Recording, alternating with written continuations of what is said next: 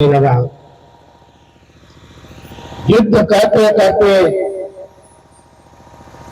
उस महाबली से भगवान विष्णु बोले, हे रणदुर्मद, हे देव श्रेष्ठ, तुम धन्य हो, तुम इन श्रेष्ठ महाअभिषेक तनिक भी भयभीत नहीं हुए। हमने अपने इन्हीं आयुध के द्वारा बड़े बड़े तेजस्वियों को मान मर्दन किया है, लेकिन तुम्हारे जैसा महान योद्धा आज तक हमने नहीं देखा। तुम्हारे कुछ पराक्रम से मैं बहुत प्रसन्न हूं। तुम मन से जो वरदान चाहते हो उसे मांग लो, तुम्हारे लिए अभी नहीं है। जालंधर बोला, यदि आप मुझ पर प्रसन्न हैं, मुझ पर एक ही वरदान दीजिए। वह वरदान है आप और मेरी बहन अर्थात जीजा और हमारी बहन, आप हमारे घर पर निवास करिए। भगवान विष्णु ने कहा, ऐसा ही होगा। फिर विष्णु सभी देवताओं के लक्ष्मी के साथ स्वर्ग से जलंधर के नगर में जाकर के निवास करने लगे। कृपया जलंधर अपनी बहन लक्ष्मी और देवताओं के सहित प्रसन्न हो अपने घर में जाकर के निवास करने लगा। सनत कुमार कहते हैं कि इस प्रकार से महाअसुर धर्म पूरे पृथ्वी का शासन करते हुए भाई होने के कारण देवताओं पर बहुत दुखी हुए। तदंतर दुखी देवता सूची के शरण में गए। उन देवादेव महादेव दासों को मन ही मन ध्यान करने लगे। उन्होंने अपने दुख को दूर करते हुए सब कुछ देने वाले भगवान से मनोहर वाणी से पुष्टि की। सबका मनोहर करने वाले देवादेव महादेव प्रसन्न होकर के नारद को बुला कर जालंधर के पास भेजा। नारद जालंधर के देखने के लिए उनकी सभा में गए। जलंधर धीरे से नारद को आया देख करके जलंधर ने बड़ी भक्ति के साथ उनका स्वागत सत्कार किया। जलंधर बोला, हे ब्राह्मण, आपका आगमन कहां से हो रहा है और आप यहाँ निमित्त आए हो? हमारे लायक कोई आज्ञा है तो कहिए। नारद बोले, हे संतों दानवों के अधिपति, सभी लोग तुम धन्य हो, क्योंकि तुम अकेले ही समस्त पृथ्वी के जितने रत्न हैं तुम उसका उपयोग कर रहे हो। तो हम जिस निमित्त से तुम्हारे पास आया हूं उसको तो बड़े ध्यान से सुनो। मैं अपनी इच्छा से घूमती घूमती पूरे पृथ्वी पर घूमा, किंतु जब हम कैलाश पर्वत पर गए तो वहां पर 10 सहस्त्र योजन एक कल्पवृक्ष है, जहां देवादेव महादेव विराजमान होते हैं वो 10 सहस्त्र योजन है। और वहां पर कल्पवृक्ष है, वहां पर कामधेनु नाम की गाय है, वहां पर सारा पर्वत चिंतामणि से प्रकाशित होता है और वह पर्वत ऐसा दिखता है मानो यह स्वयं है। सभी प्रकार के वहां पर दिव्य सामग्री भोग की उपलब्ध है।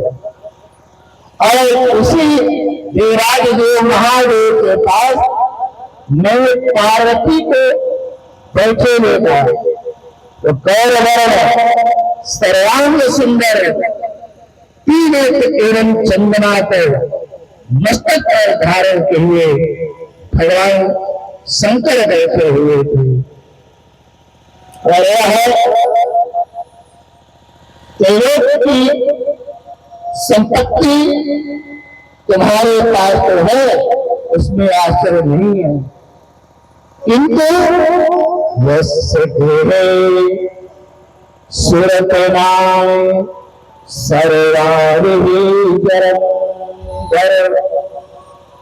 जायारतनं चाचेतां न शोभते वृथा ध्रुवम्।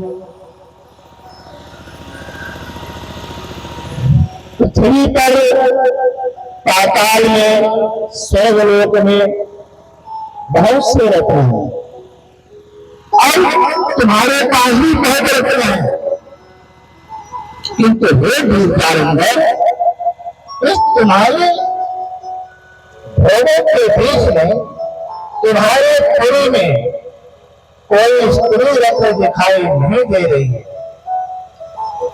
इसलिए तो मैं स्त्री रत्न को विशेष रूप से ध्यान करना चाहिए। हे जालंधर, जिसके घर में सभी सुंदर रत्न उपलब्ध है, किंतु सुंदर रत्न स्त्री रूपना उपलब्ध है, उसका घर शोभा नहीं देता और स्त्री रत्न के बिना सभी रत्न बेकार। बहुत सुंदर घर बनवाया है, लेकिन अगर उसमें छम छम पायल करती हुई अगर कोई स्त्री नहीं है तो वह घर शोभा नहीं देगा। और बहुत ही सुंदर वह नारी है, किंतु वहां पर छोटे छोटे बच्चे की लोग नहीं कर रहे हैं, वह घर भी और नारी भी सुशोभित नहीं होती। जब पिता हारे थके फिर मेहनत करके आते हैं और वह बच्चा पीठ पर बैठ करके अपनी तुतली आवाज में पापा पापा कह करके संबोधन करता है, उसमें पापा का सारा दुख दूर हो जाता है। पंडित सुन लो भाई, हटेगी तुम्हारे साथ भी। जब तुम पंडिताई करके आओगे पापा पापा कलाओ, उस समय तुम्हारे सारे पंडिताई का दुख दूर हो जाएगा। तो ऐसे जिस घर में सुंदर स्त्री नहीं है, वह घर पे सभी रत्नों से विहीन है। इसलिए हे जलंधर, मैं तुमको यह बताने आया हूं, तुम उस रत्न को ग्रहण करो। जहां न आग लगने वाली है वहां आग लगाने वाले नारद ही। जलंधर बोला, हे नारद, आपको नमस्कार है, कृपा करके बताइए इस ब्रह्मांड में वह रत्न कहाँ है, कहाँ विद्यमान है। संशय नहीं है कि मैं उसके न लाऊं, अवश्य से ले आऊंगा। नारद जी कहने लगे, वह रत्न कैलाश पर्वत पर जो दिगंबर भेष में घूमते रहते हैं देवादिदेव महादेव, उनकी भार्या पार्वती है। उस स्त्री के संपेत वृक्ष विद्यमान है, वह सर्वांग सुंदरी संभव की पत्नी का नाम पार्वती है। बस वो राशि के लिए इतना कह के चले गए। देव सिंहारे आकाश मार्ग से तो अभ्यचन करने के लिए चले गए। जालंधर अपने श्रेष्ठ असुरों को कार्य सिद्धि के लिए सिंहता के पुत्र उस समय कैलाश पर्वत पर जाओ और वहां पर गदा धारण किए सर्वांग रत्न रमाए देवादिदेव महादेव, उनके पास जाकर के तुम हमारी एक पत्र का संदेश सुना लेना, कहने की कोई बात नहीं है। कहते हैं जब तुम इस जंगल में निवास करते हो और भूत प्रेत आदि तुम्हारी सेवा करते हैं, तो फिर तुम्हें सुंदर स्त्री रत्न रखने से क्या जरूरत है? अरे ये तो भोग करने वालों के लिए है, राजाओं के लिए है। तुम भले कहने वाले भोले बाबा पत्थर, तुम इतने सुंदर रत्न लेकर के रखे हो, ये रत्न को हमारे राजा को दे दे, ऐसा उनसे कहिए। इसका भेद हमारे राजा करें, जिस राज के द्वारा कहेगी संदेश को सुनकर के राज के कहने बहुत विस्मित हो गया। हे भगवान, क्या होगा, क्योंकि ऐसा संदेश लेकर के हम भोलेनाथ के पास जा रहे हैं। सरा की तरह मंदिर में भी जाने की आज्ञा देगी। उसने उस सभा में जाकर तेज से समस्त अंधकार को दूर करने वाले शरीर पर कृष्ण का लेप किए साक्षात देवादि महादेव के बेटा इस समय बड़े के द्वारा राजोपचार तेज से अत्यंत शोभित हो रहे थे।